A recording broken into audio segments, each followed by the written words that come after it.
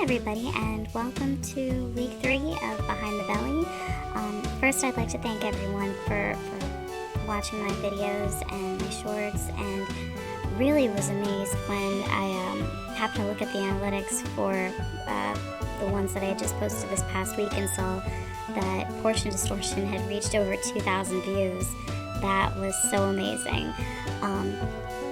And thank you for my new subscribers. That was also a really great surprise this week. As far as my weight goes, I am down nearly another pound. Again, not quite the 2-pound goal that I had hoped, but still trending down. This week, I focused more on getting in those 10,000 steps a day.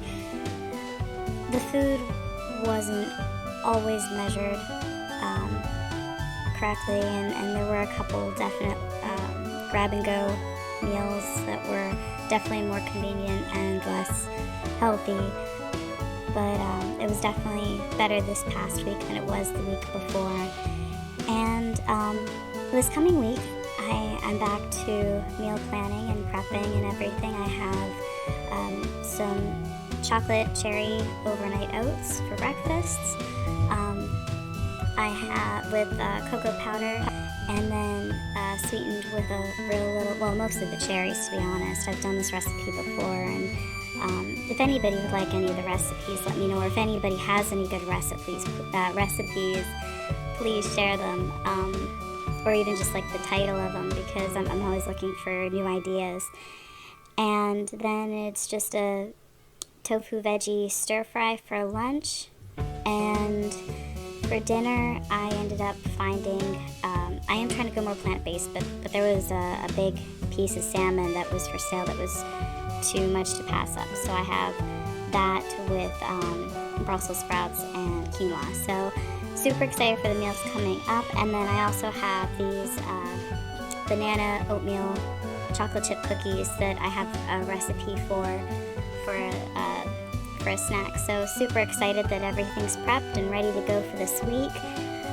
Again, the plans are to get my 10,000 steps in a day, drink 100 to 120 ounces of water, and 3 strength trainings a week. I'm also going to try and make a better effort of going to bed on time, so I get those between 7 and 8 hours of sleep, because this past week it's definitely drifted more into the 6.5 hours, and that's when I'm overtired. I tend to snack more. So those are my goals for this coming week.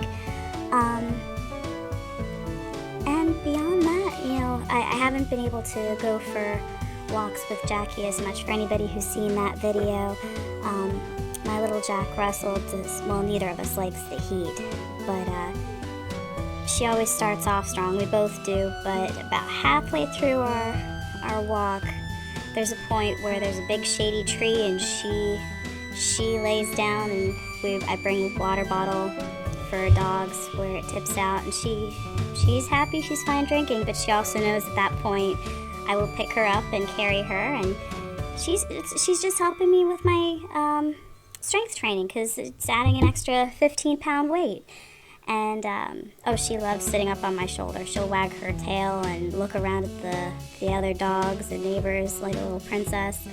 Loves it. But then there's a point where she gets that second wind, and then she's pulling me again. But regardless, when the temperature is above 85, I know the pavement gets too hot for her, and she's just not a happy camper. So those days we have to do walks either in the early mornings or in the later evenings when things cool down. Unfortunately, we're kind of in a bit of a heat wave this week, and so it's been muggy and hot, and so we've been more playing fetch in the house or going to the dog park to play. So hopefully this week the heat will break and it'll get a little bit cooler, and we can go back to our walks. But yeah, let's see what else. That's pretty much it. Thank you again, everybody, for all of your support. And again, please drop your comments like any advice or new recipes or anything that you found that works for you in the comments. I always, of course, appreciate it. And I'll talk to you next week. Thank you. Bye.